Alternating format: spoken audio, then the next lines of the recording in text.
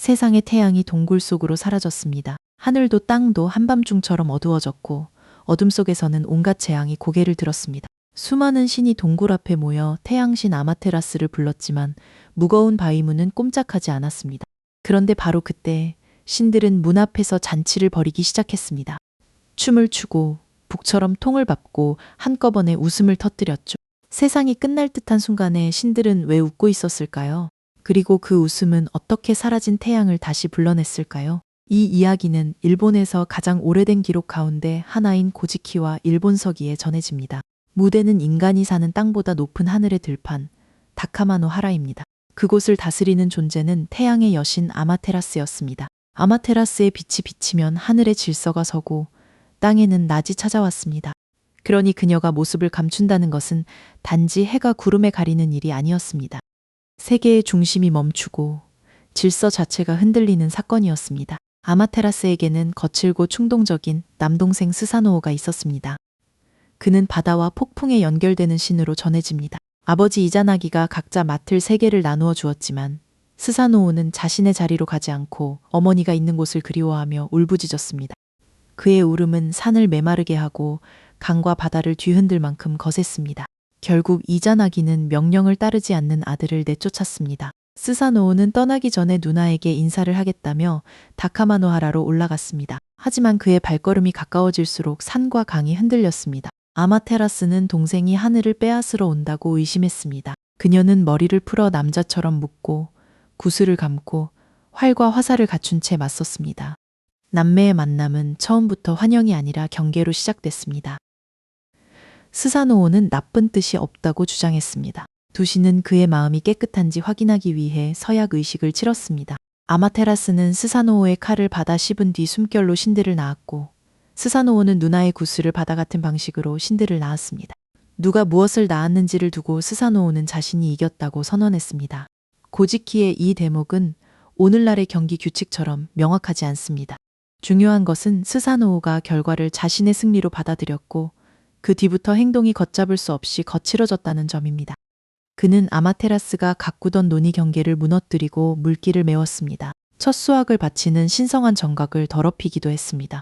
논과 수로 첫 열매를 바치는 장소는 먹을거리와 재래의 질서를 함께 상징했습니다. 스사노오의 행동은 단순한 장난이 아니라 하늘의 농사와 의식을 망가뜨리는 공격이었습니다. 그런데도 아마테라스는 처음에는 동생을 감쌌습니다. 논두렁을 망가뜨린 것은 땅이 아까워 넓히려 한 것일지 모른다고 말했습니다. 정각을 더럽힌 일도 술에 취해 실수했을 것이라며 좋게 해석했습니다. 동생에게 마지막 기회를 주려 했던 것인지 남매의 충돌이 더 커지는 일을 피하려 했던 것인지는 기록이 설명하지 않습니다. 다만 그녀가 거듭 참았다는 점은 분명합니다. 스사노오는 멈추지 않았습니다. 가장 끔찍한 사건은 아마테라스가 신들의 옷을 짜게 하던 배틀방에서 벌어졌습니다. 그는 얼룩무늬 말의 가죽을 뒤집어 벗긴 뒤 지붕에 구멍을 내고 그 안으로 던졌습니다. 갑자기 떨어진 사체에 배를 짜던 여인이 놀라 목숨을 잃었습니다. 고지키와 일본서기의 여러 전승은 이 장면의 세부를 조금씩 다르게 전합니다. 누가 다쳤는지, 어떤 도구가 죽음을 불렀는지에는 차이가 있지만 스사노오의 난행이 배틀방의 죽음과 아마테라스의 은둔으로 이어진다는 큰 흐름은 같습니다. 아마테라스는 두려움과 충격에 휩싸였습니다. 그녀는 하늘의 바위굴로 들어가 문을 닫았습니다. 동생과 맞서 싸우는 대신 세상에서 자신을 지워버린 것입니다.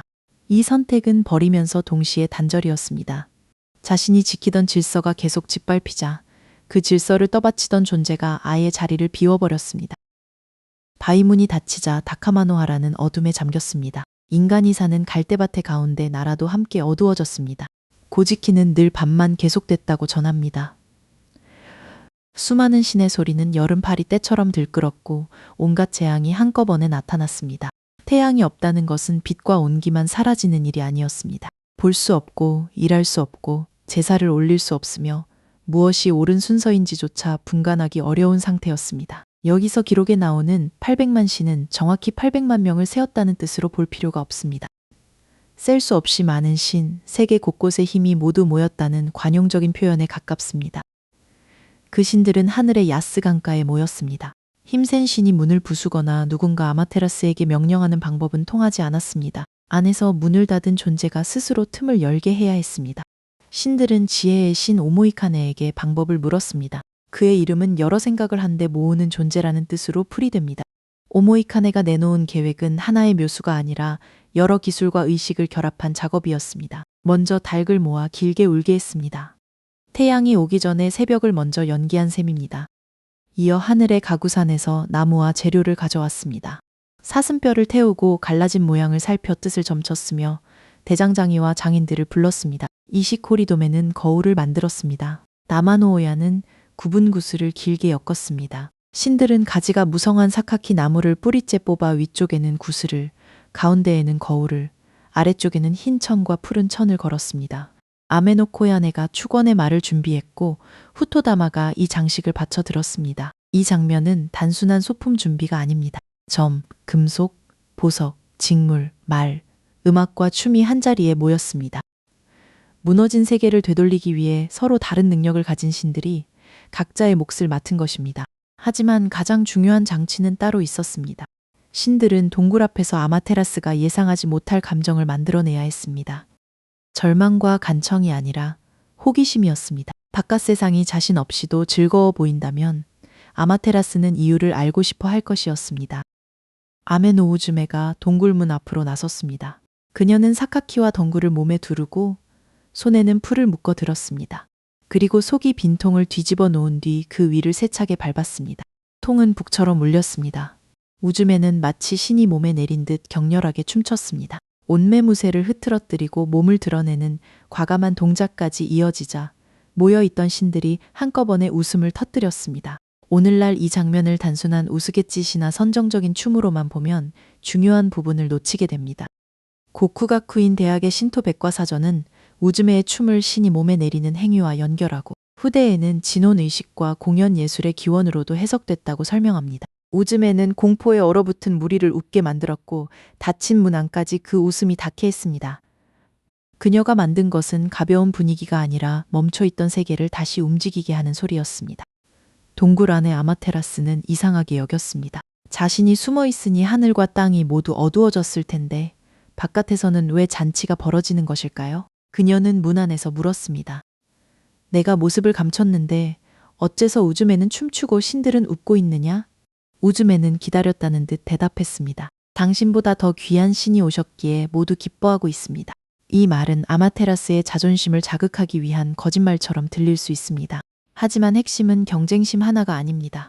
아마테라스가 사라진 뒤에도 바깥에 자신이 모르는 새로운 중심이 생겼다는 말은 그녀를 고립 속에 그대로 둘 수 없게 만들었습니다. 아마테라스는 바위 문을 아주 조금 열었습니다. 그 틈 앞으로 아메노코야네와 후토다마가 거울을 내밀었습니다. 어둠 속에 있던 아마테라스의 얼굴에 거울이 빛을 되돌려 주었습니다. 그녀는 거울 속 존재를 바라보며 더욱 궁금해졌습니다. 저 빛나는 신이 정말 자신을 대신할 존재인지 확인하려고 문 밖으로 한 걸음 더 나왔습니다. 그 순간 숨어 기다리던 힘센 신 아메노타지카라오가 아마테라스의 손을 잡아 밖으로 끌어냈습니다. 후토다마는 즉시 그녀의 뒤에 금줄을 둘러 다시 동굴로 들어갈 수 없게 했습니다. 문을 조금 열게 만든 것은 웃음과 호기심이었고 마지막 한 걸음을 완성한 것은 미리 준비된 거울과 동료들의 정확한 움직임이었습니다. 아마테라스가 동굴 밖으로 나오자 다카마노하라와 갈대밭의 가운데 나라는 다시 밝아졌습니다. 딸개 울음으로 흉내냈던 새벽이 진짜 새벽이 됐습니다. 어둠 속에서 들끓던 재앙도 물러났습니다. 신들은 태양을 힘으로 굴복시키지 않았습니다. 그녀가 다시 세계와 관계를 맺도록 무대를 만들고 그 문이 열리는 짧은 순간을 놓치지 않았습니다.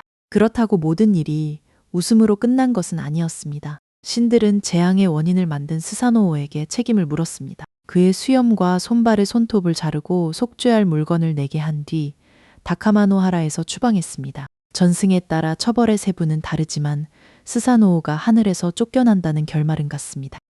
이후 그는 땅으로 내려가 또 다른 유명한 이야기, 머리 8 달린 뱀 야마타노 오로치와 맞서는 주인공이 됩니다.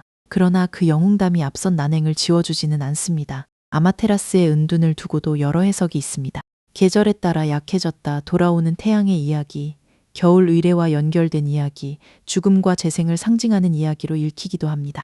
고대 제례에 쓰인 거울과 구슬, 천, 전복의 기원을 설명하는 신화로 볼 수도 있습니다.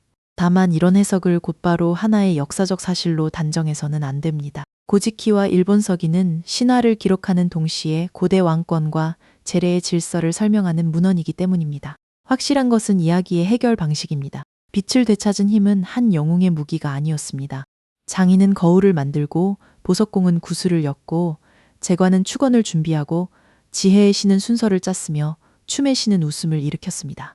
힘센 신조차 혼자 문을 부순 것이 아니라 아마테라스가 스스로 틈을 연 순간에만 움직였습니다. 각자의 능력이 정확한 때에 이어졌을 때 비로소 태양이 돌아왔습니다.